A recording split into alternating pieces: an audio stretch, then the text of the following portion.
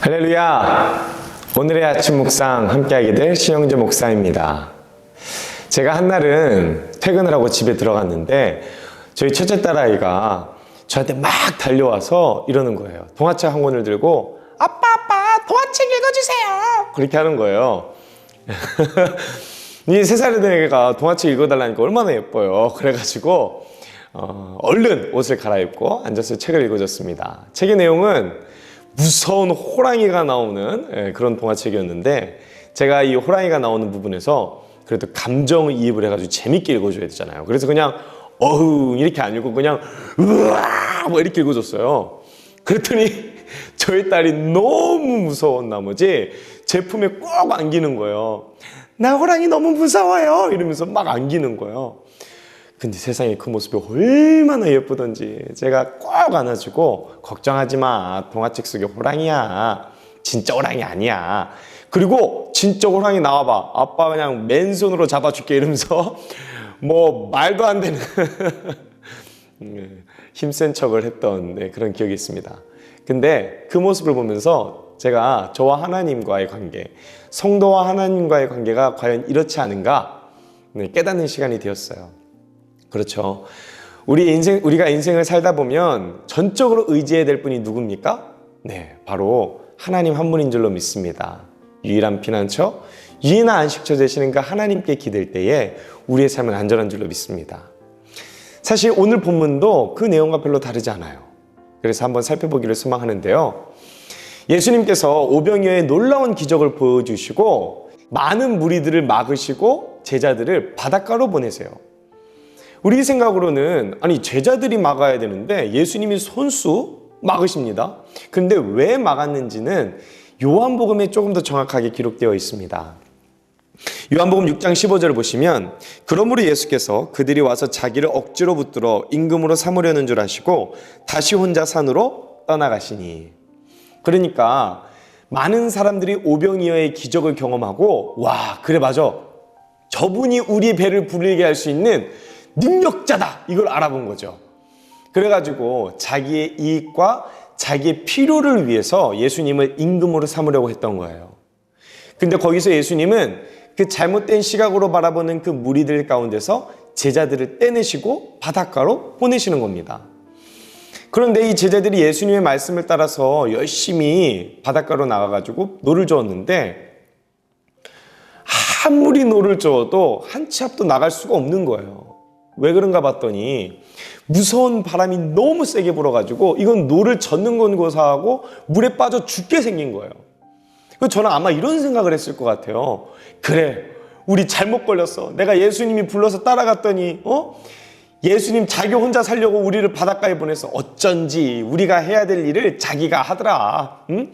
자기는 혼자 편안하게 기도하러 가고 우리는 이곳에서 다 죽게 생겼네. 아우 이거 열심히 노를 언제 가냐 이거. 막 그렇게 불평하지 않았을까요? 저만 그래요? 저는 그랬을 것 같아요. 왜냐하면 이 제자들이 예수님을 의심했다는 것이 언제 나타나냐면 예수님이 무리를 걸어오자 그 형체를 보고 두려움에 빠지거든요.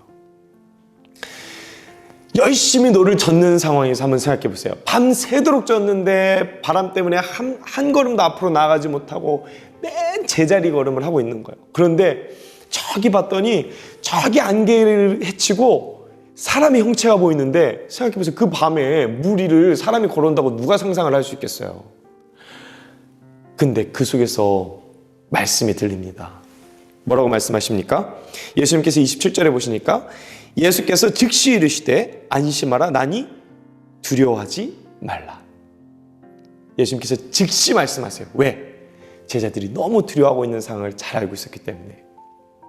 근데 그때 약간 다혈질이었던 베드로가 주님이시라면 나를 무리로 걷게 하소서 이렇게 얘기합니다. 참 믿음 좋아 보이죠? 그래서 예수님께서 그래 와라 이렇게 말씀하시니까 베드로가 무리를 걸어요. 근데 우리가 잘 알고 있듯이 베드로가 바람이 무서워서 물에 빠지죠. 근데 중요한 사실은 베드로가 정말 바람이 불어서 의심한 걸까요? 우리는 베드로가 무리를 걸었을 때 그 순간만큼은 베드로가 의심하지 않고 믿음이 좋았다라고 생각을 해요. 근데 성경을 자세히 보니까 베드로의 의심은 물 위에서 시작된 것이 아니고 배 안에서 시작되더라고요. 왜 그럴까요? 만약에 정말로 베드로가 예수님의 목소리를 듣고 그분이 예수님인 걸 알았다면 의심 없이 그 배 안으로 예수님을 모셨어야 돼요. 그런데 예수님과를 확인하려고 저분이 정말 예수님인가 유령인가 그것을 확인하기 위해서 예수님을 지금 시험하고 있는 거예요. 당신이 정말 예수라면 나를 물 위를 걷게 하세요.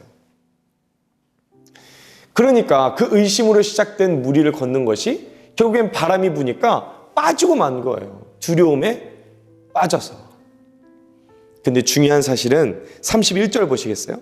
예수께서 즉시 손을 내밀어 그를 붙잡으시며 이르시되 믿음이 작은 자여 왜 의심하였느냐 하시고, 예수님께서 이때도 어떻게 하십니까? 27절에 동일한 단어 즉시를 사용하시면서 즉시 손을 내밀어서 베드로를 구해주세요.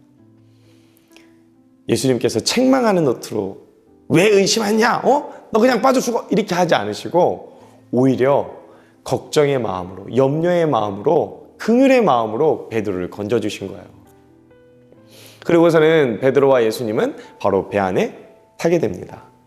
그제서야 그 둘은 가고자 하는 곳에 도착을 하죠. 이 장면도 자세히 보시면 요한복음과 비교해보면 참 재미있는 구절이거든요. 32절에는 이렇게 나와 있습니다.